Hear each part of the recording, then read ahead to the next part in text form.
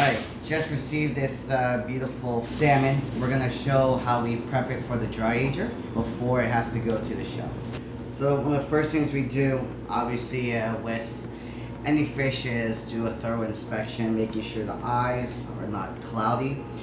Whenever you are dry aging, we want to just make sure we're using the freshest fish possible, because whatever you throw in there, if it was, you know, a couple days out of the water, or you know, it's just gonna accelerate that flavor, that smell. So you put bad fish in, guess what? A week later, you're gonna get bad fish out. So making sure that you just have some really pristine fish before we start. This is gonna be that back frost from the Faroe Islands. So like I said, I'm looking for the eyes. They're not sunken in. They're very pristine. We're looking for the beautiful gills. We're looking at the gills, making sure that they're nice ruby red. It shows no too much of that kind of slime to it. And we just want it, smells like the ocean. It smells nice and fresh. So let's check the other side as well. Again, the eye looks good. Nice red color. And the firmness of the flesh. It's nice and firm. So most fish purveyors are gonna give you your fish packed in ice. What we're trying to do with the dehydrator is reduce the amount of humidity and reduce the amount of moisture. So what we're gonna do right now is just kind of wipe it down, making sure that we reduce down the amount of moisture before we get it in the actual dry ager. Thoroughly drying off the fish on both sides and the interior as well. Now, we don't want any blood in the interior. All of this that's left over from the dispatching of the fish, I'm actually gonna take some tweezers, pull out the rest of that bloodline, stomach lining, just make sure the interior is nice and prepped properly. And the first things I'm gonna do is take off this gill plate, the gills as well, so it ages without the gills. You'll see here, I'm gonna run my knife, making sure there's no additional scales. Now they've scaled the fish already. So when you scale the fish, not the tsukibiki way, you'll have these little pockets of moisture because of the way that the scaler runs across the top. When you cut tsukibiki and you cut the scales off, you're taking that top layer and now moisture can't live there. That's typically what we want to see when we're aging fish. Some of our purveyors do us a favor and actually scale it for us. So what I'm going to do right now is just take down any additional scales, keeping it nice and clean, so when it does age, we don't have scales when we try to sear off that skin.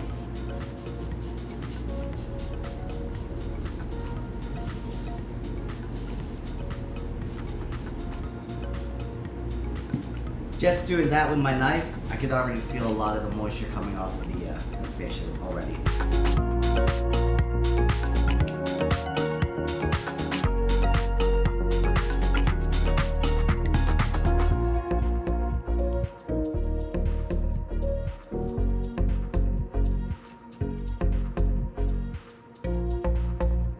I'll just take some butcher twine, wrap around the tail of the fish.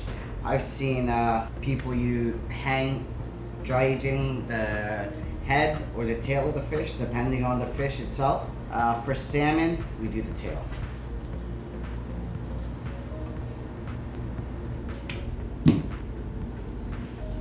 Now it's ready for the show.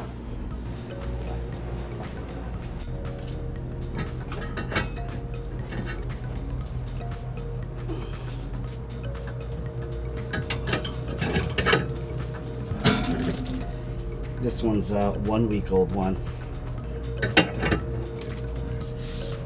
Halibut, about a week old on halibut. All right, guys, we are here at the NAFEM, NAFEM. What does it mean? I have no idea. It's a show here. It's a show here in Orlando. We get all these amazing vendors for equipment to just what's new in the hospitality, restaurant, and hotel industry. Let's go check it out. We've got dry ager that we're gonna see here, which we actually use at our restaurant, as well as some of our other vendors, and see what's hot new toys for us. And if we don't have 3 slices of pizza when we go through here, it's not worth it. You'll see a lot of pizza today.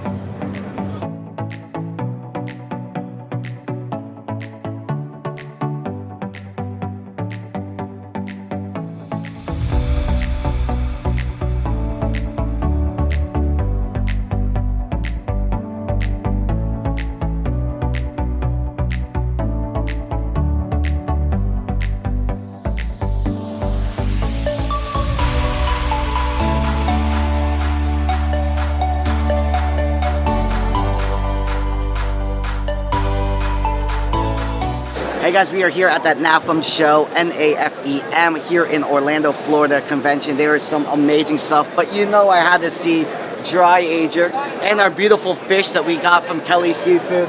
I mean, this is local Florida tilefish. This is the deepest water fish that you can get here in Orlando, Florida, or here in the coast, as well as one of the shortest seasons, one of my personal favorites. And then some beautiful back of frost salmon on the back, coming from the Faroe Islands. Hopefully we'll get this fish back and we get to serve it at Soseki. If not, hopefully it goes to a good cause. But we're gonna take this maybe 14 days. Super excited for people to really see this. We've had a lot of people coming through and taking videos, and photos, not knowing you can do dry aging for fish. So definitely check them out. Well, the company is from Germany, and we are in the south. So everybody says, yeah, the best products are coming from the south, like Mercedes, BMW, and all the great cars.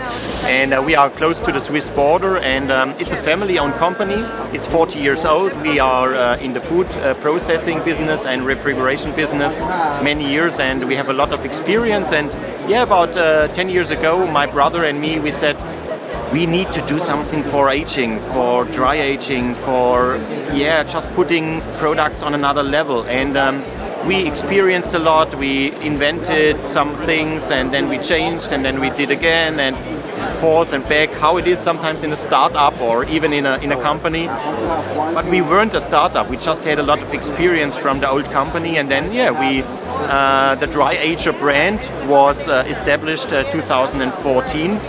And we were lucky, so the business was going well. Everybody said, wow, that's the great product. It's in the right moment, the right product in the market. And we started now in the US after certification 3 years ago. And we are happy to sell a good equipment, a high quality equipment to the people that love bringing products to another level. Yeah, and I love that it's on the logo. It's a cow, and now we're using. You gotta change the logo because now it's fish. Yeah. We're using it in our program. We're taking tunas out to like 30, 40 days, and then we have Leeway with Dry Aged Fish Guy. So shout out to him. Really great stuff that he's doing in Los Angeles. But where have you seen a lot of this product going to in the market? Are you seeing big steakhouses or they're little boutique? I would really say it's more the little boutique. The steakhouses still have their, let's say, standard-sized systems. They are they are much lower. It comes more and more in these bigger places as well. But I would say you need to have a certain experience to do dry aging, especially when we talk about fish. The path between good and not that good is very thin. We'd had to take fish up to like 39 days. It's amazing, and the next day we're like, okay, we're done. Yeah. Exactly. The window is very short. Yeah, exactly. Yeah, and no, I see indeed the boutique hotels, but it is something for everybody. The unit does the job. When you handle the food right and you put it inside and you choose the right setting, it's fantastic. Everybody can do it. It is a safe and a controlled process. And this is important, and this is what we want to offer. We also did write a nice book about dry aging. It is the Dry Aging Bible, which is also available soon in the US as well. You have recipes inside. You have fantastic information, what you can do with the product. Oh, gorgeous. From meat to chicken and other products as well. Also, we have recipes inside to produce your own ham, your own pastrami. It is just fantastic. And also, of course, sausages you can do from everything. It is in the end, it is something we take the customers by the hand. We offer them, if they want, the right spices as well.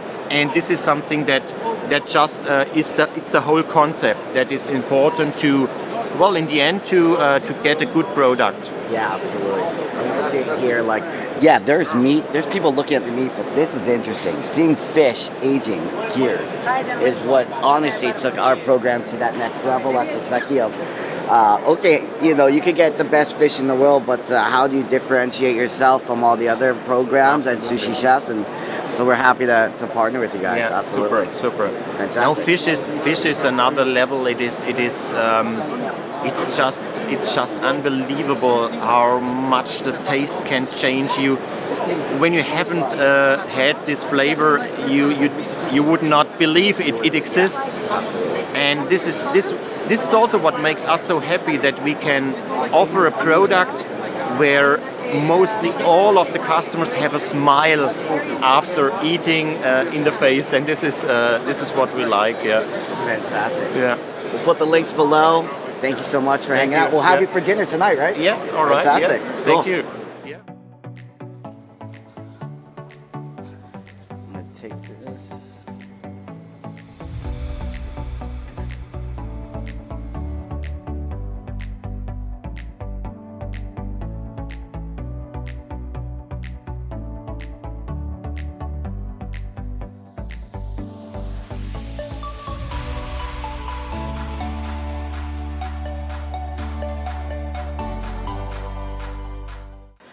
All right, so it's been just about 2 weeks since convention. I wanted to bring out the fish that was actually on display and showcase just how different it is from when we first started. So you shouldn't be able to do this with a fresh fish, just be able to hold it just like it is and for it to stand still. At 14 days, this fish has lost, I'd say about 10% of its water.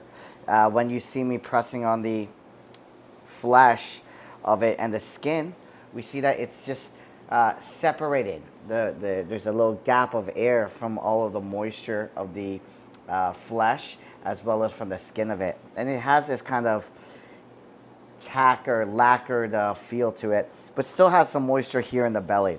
So what we're gonna do is just break it open, showcase just what it looks like after breaking open some of this fish. I mean, it's hard as can be.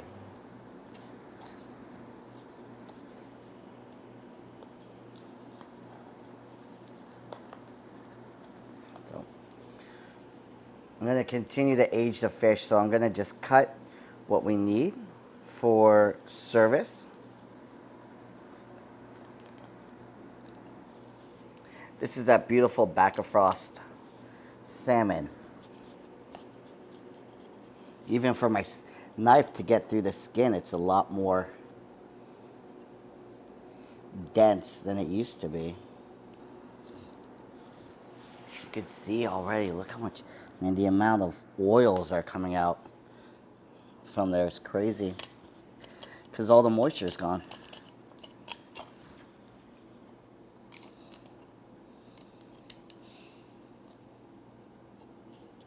Now this is kind of crazy to do. It's almost like this fish has been cured, because you shouldn't be able to just cut into it without ruining that flesh, but because it's dry aged, you can still get a beautiful cut like that. And it's still color. And let me explain this too. Right now, when I'm smelling, it's not overly fishy. I don't have a fishy smell to it at all. It has a very clean aroma to it, so it doesn't have any residual smell to it. And look at that skin. Look how much oil is glistening from that, because all that meat is taken off, or excuse me, the water is taken out. So even in my hands, I see that glistening from here. But let's cut this up and taste it. We are going to put this back in the dry ager for the team to use later this week. So now that the flesh is exposed, we don't want to lose this to aging, right? Because then you have to cut it off, because it does get that lacquer to it, or that texture. So we're going to protect the flesh by using this, for lack of a better word, tuna paper that we get from one of our suppliers, to protect the flesh a little bit and slow down that aging process in here. And for us, this is still experimental mode. We're trying different things. We're figuring out what makes sense for each fish. There's no particular time. There's no particular, but we're learning as we're doing this process, while also maintaining that it's safe because obviously we're eating it.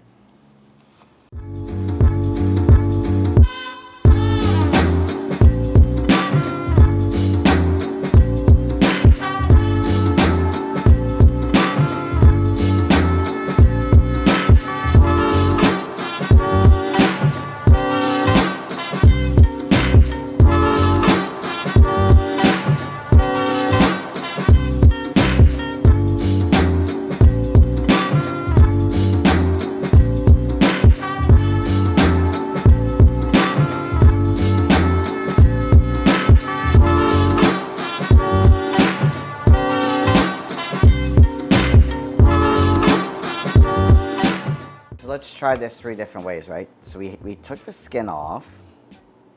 I'm gonna just put this over here for now. We have one with skin on. I wanna sear one. I wanna sear one without the skin, see how it tastes with the skin.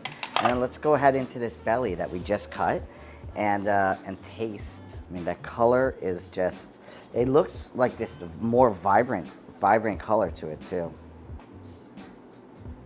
And it just cuts. It actually has more resistance on my knife.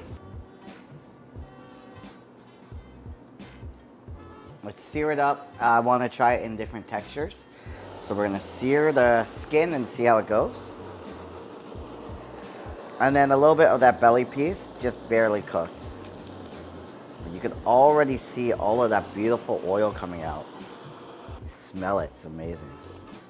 I'm excited about the skin. I think the skin is gonna be the best part. Let's take the deba.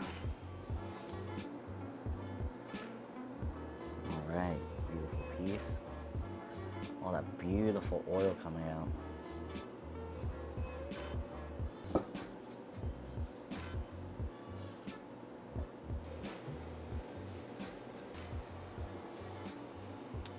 So the texture tastes like the oils of the salmon haven't really released much, but it has this beautiful crunchiness to it, being at 14 days. And the color is fantastic. Mild ocean flavor. But I'd love to see how we did with the torch and see the oil that came out of it. Much more salmon-y, smell.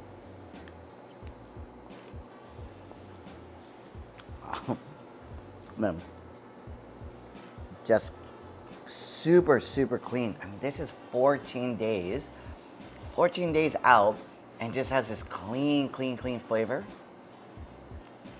and it's fantastic. Now the one that I'm really excited about is checking out the skin and see how crispy it is.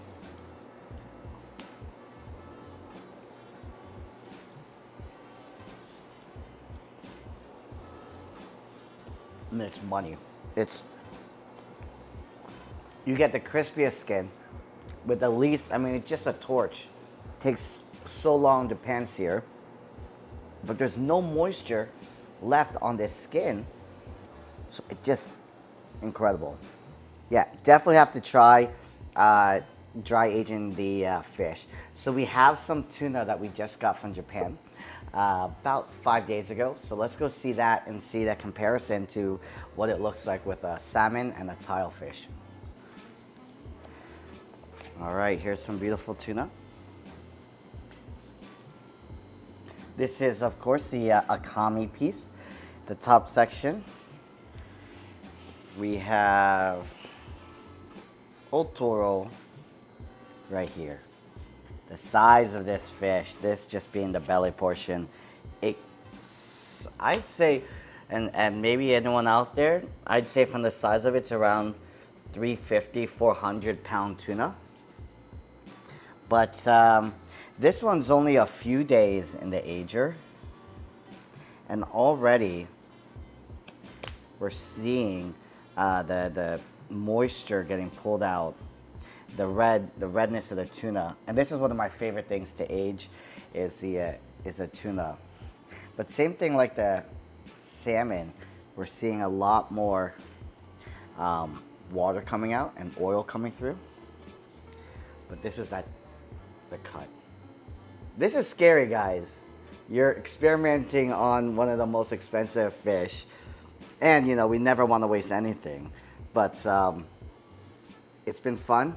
We continue to do these projects. If you want to see more videos like this, if you want to see more about dry aging, leave a comment below. Diaries of a Master Sushi Chef.